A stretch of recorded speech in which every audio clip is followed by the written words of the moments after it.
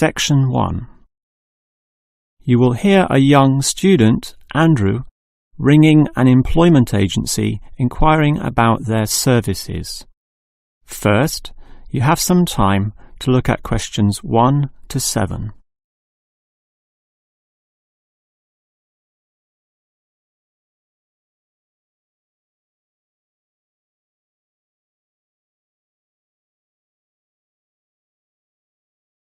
You will see that there is an example that has been done for you.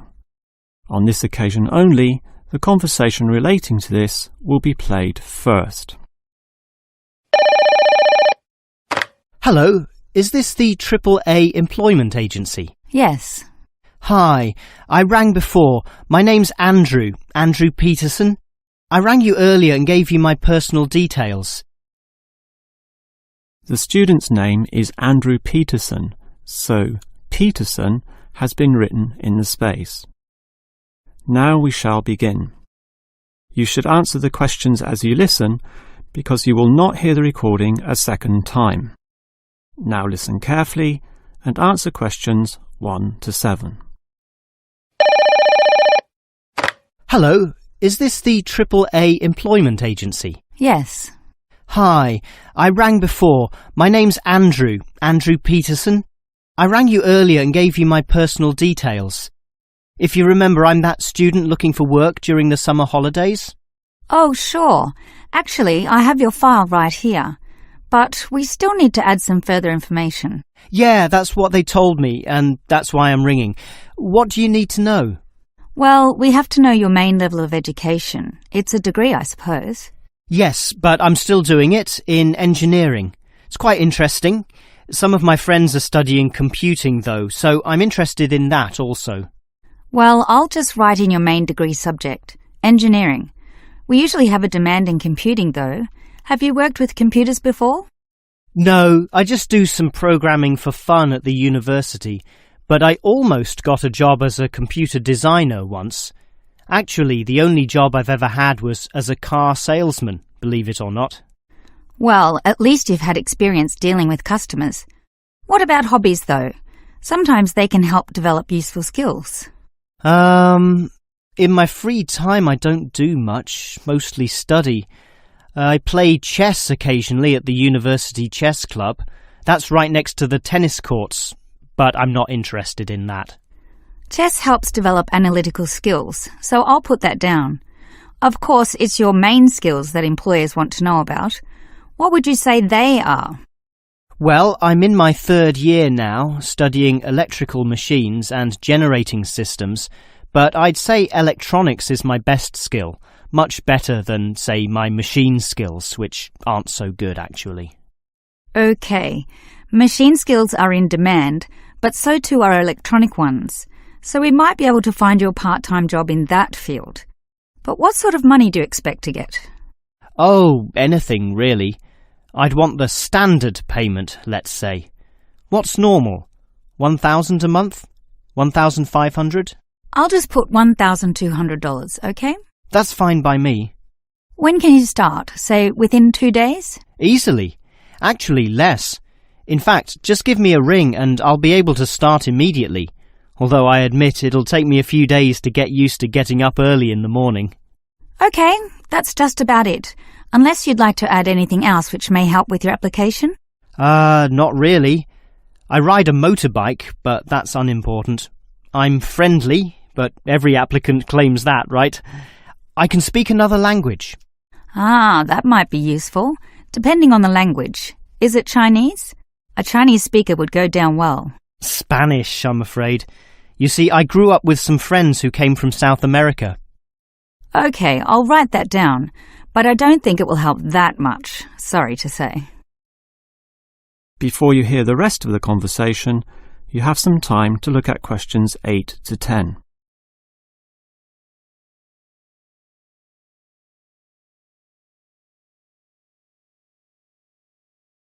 Now listen and answer questions 8 to 10.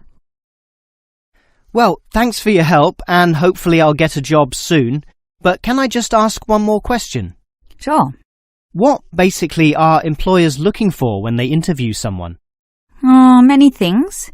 Being hardworking, diligent, and focused on your job is good, but surprisingly, it often means you can't see the bigger picture or provide suggestions which help the company move forward. That requires thinking for yourself, outside the box, as they say, and being free of the standard ways of approaching tasks. Employers certainly value that. I guess experience must help, though.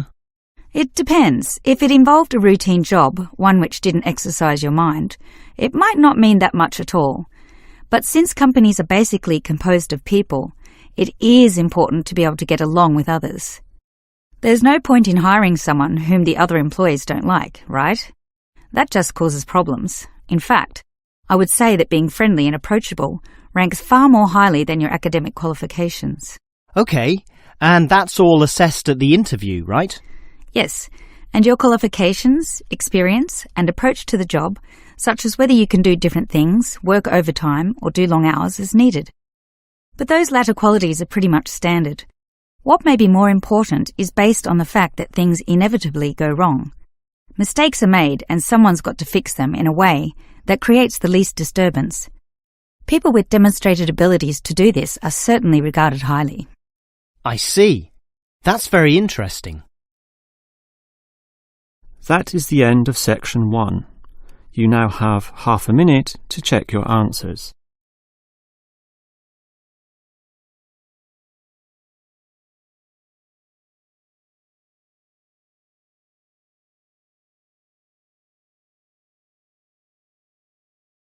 Now turn to section 2.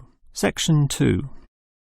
You will hear the manager of the fitness centre giving information about the centre to some new customers.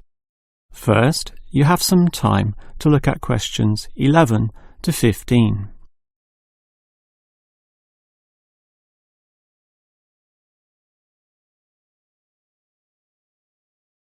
Now listen carefully and answer questions 11 to 15.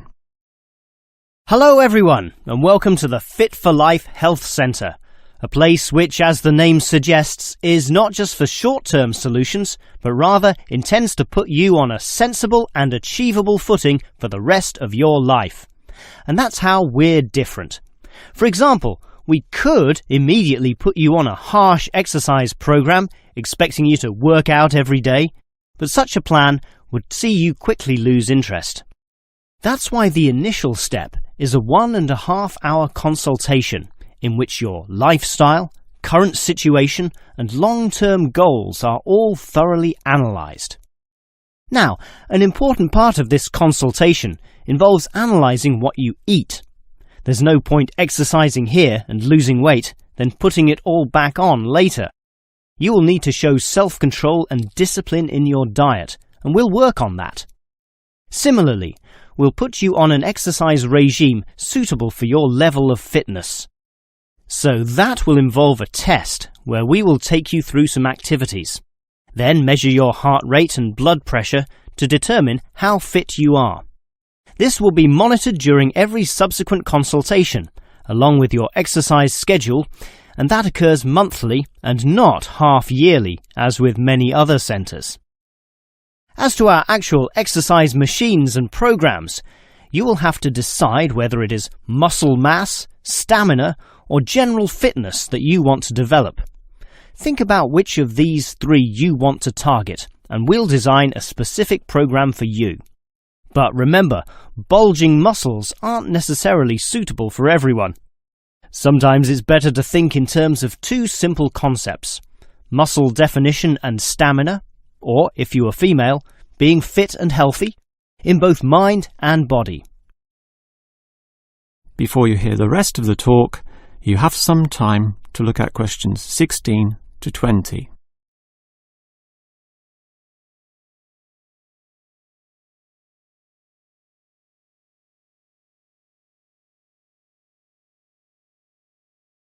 Now listen and answer questions 16 to 20. Now, if you're going to work out at this gym, you'll need to think about your reasons for exercising. So let's consider that in more detail. Muscle mass is certainly popular with the guys, probably seeking to impress the girls, and with muscles comes the confidence to do that, right? Well, for that, you'll need our high-stress weight units, where pumping iron is all the rage. Moving on to other benefits, one of the main ones is beating the tension of life, right? And the longer the exercise is, the greater the rewards in this respect. Thus, playing squash can certainly help, and so can swimming. But what's much better, as every jogger will tell you, is their activity. So we have ample jogging machines and they're always popular. They can provide good fitness too, as can the yoga classes. However, again, let's not forget playing squash, which I would say is the optimum way to improve your general well-being. Such an active, energetic game, plus the competitive element, drives you forward into high levels of health and fitness. These, of course, are the ultimate purposes of being here, but remember, the centre is full of like-minded people, all of whom are interesting to meet and valuable sources of information. The yoga classes have a pre- and post-meeting session, so you'll certainly meet others there, although they'll all be yoga enthusiasts, which limits the range somewhat. But whether doing yoga, swimming or exercising, everyone showers, right? So those facilities are where you'll hear all sorts of interesting conversations and really get to know people. Not like the front desk area, which is mostly empty as patrons go immediately inside to do their exercise. Of course, the front desk can answer all your questions and has information brochures and such like, but for knowing more about a greater variety of subjects and community concerns, look at the notice board in the yoga studio, where there's a huge array of papers, leaflets and articles, all for you to read and consider. That is the end of section 2. You now have half a minute to check your answers.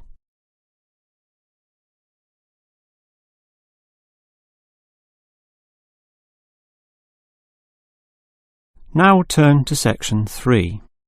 Section 3. You will hear 2 faculty directors talking about which person in their university to promote. First, you have some time to look at questions 21 to 25.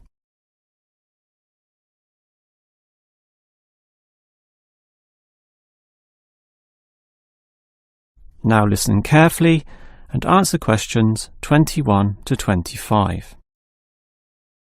OK, we've got to decide who to promote to leading education officer. Someone from the arts faculty, I suppose. Well, it can be from any faculty, since the position requires more general skills.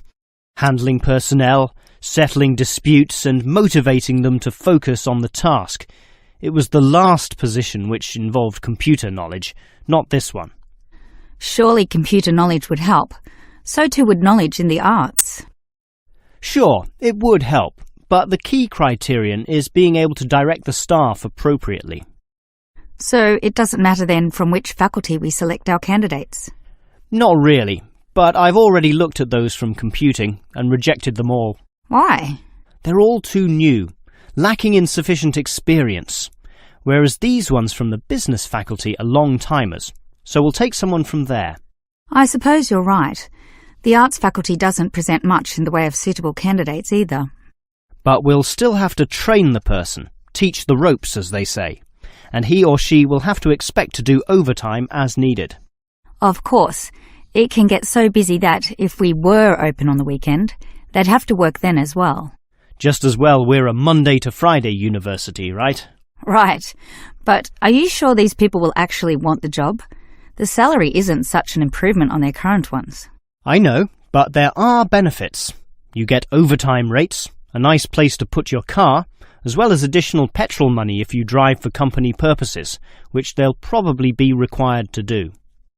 But those benefits are quite limited, especially given all the work and responsibility involved. People often don't like that. They prefer the creative freedom of less senior teaching positions. Yeah, I know. But these candidates should realise that if they do this job well, there'll be more promotions down the line.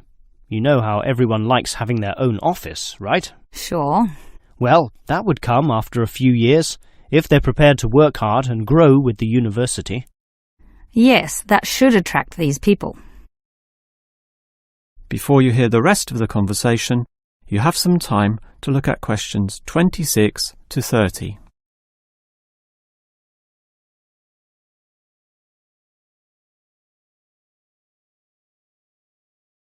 Now listen and answer questions 26 to 30. Well, that's enough talk about the job. What about the actual candidates? How many do we have? I've narrowed it down to 4.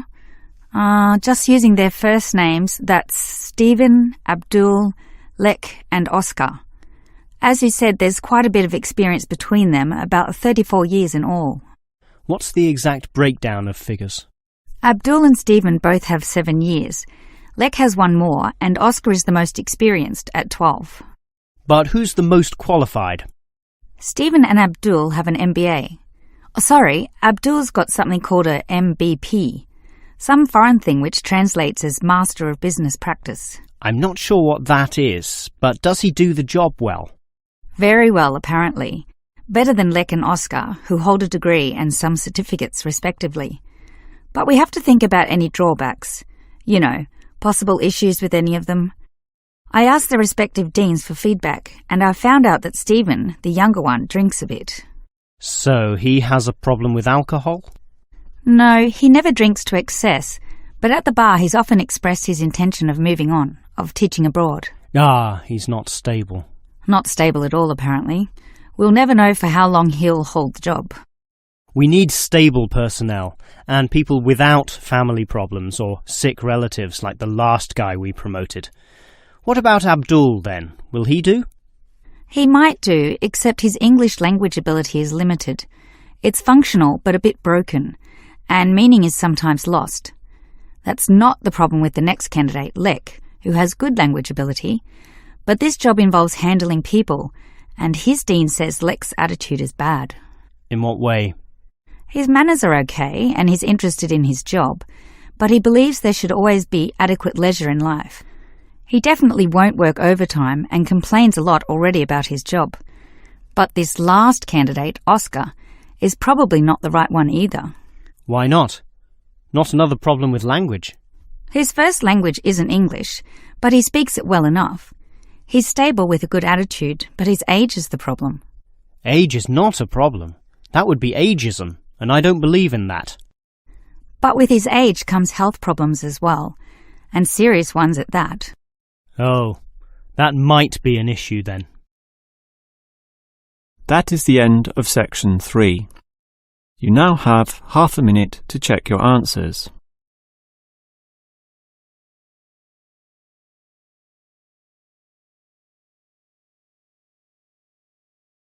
Now turn to section 4. Section 4.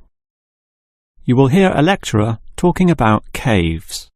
First, you have some time to look at questions 31 to 33.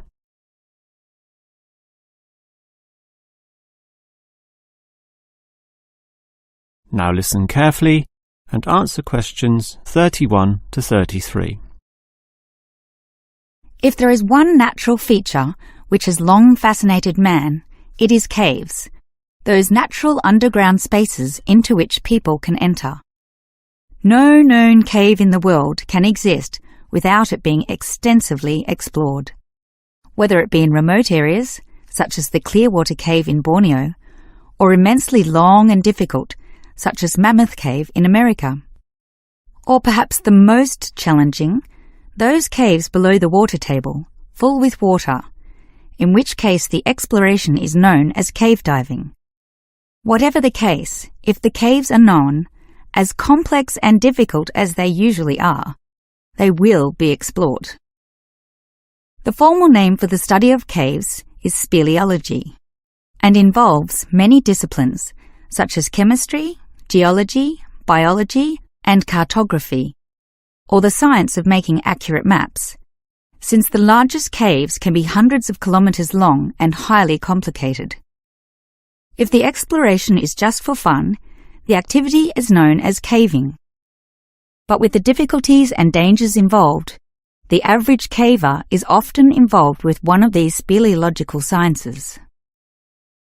As for the number of caves in the world, research suggests that only a fraction have been found and documented, mostly in the areas in which caving has long been a popular activity, such as in America, France, or Australia.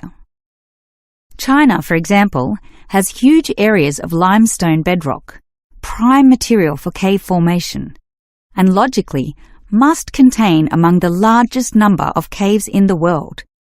Yet only few are documented due to the lack of interest in caving there. Thus, as exploration continues, new caves will be discovered, and it is likely that the numbers could radically change in the future. Before you hear the rest of the lecture, you have some time to look at questions 34 to 40.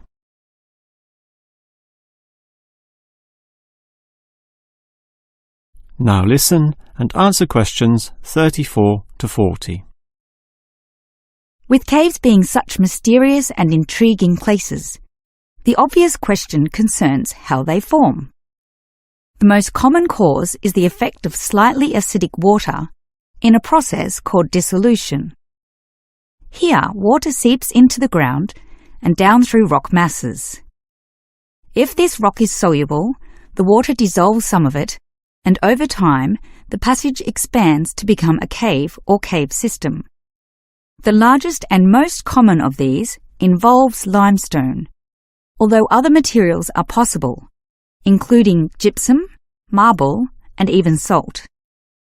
Now, if the cave is formed at the same time as the rock, it is called a primary cave, and the most common of these are lava tubes. When lava from volcanoes flows downhill, the topmost surface cools and solidifies first, leaving the hotter lava to continue to flow beneath. If most of this eventually flows out, a hollow tube is left. The country, Iceland, has some excellent caves of this type, and even far-flung Australia has a few.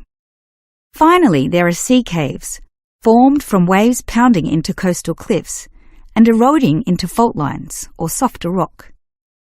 These caves are usually the shortest, about 50 metres at most, since the erosive action of the waves can only reach a certain distance. However, it is limestone caves which will always be the most interesting. This is due to the presence of limestone formations.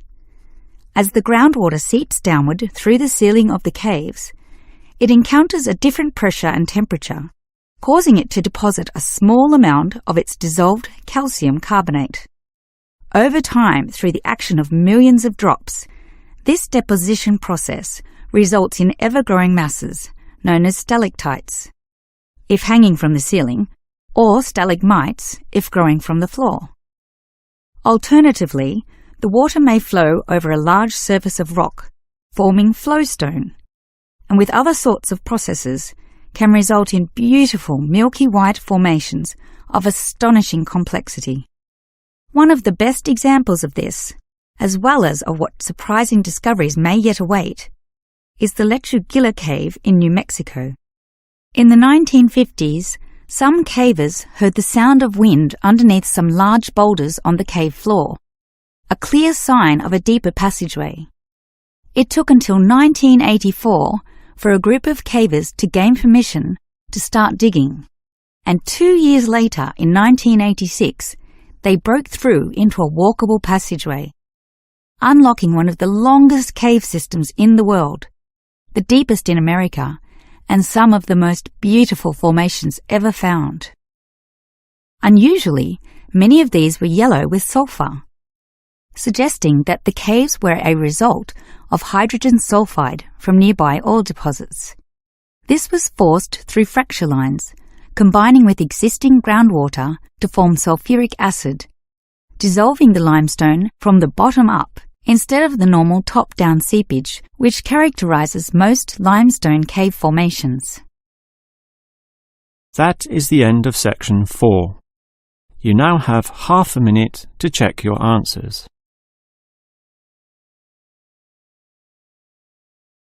That is the end of the listening test.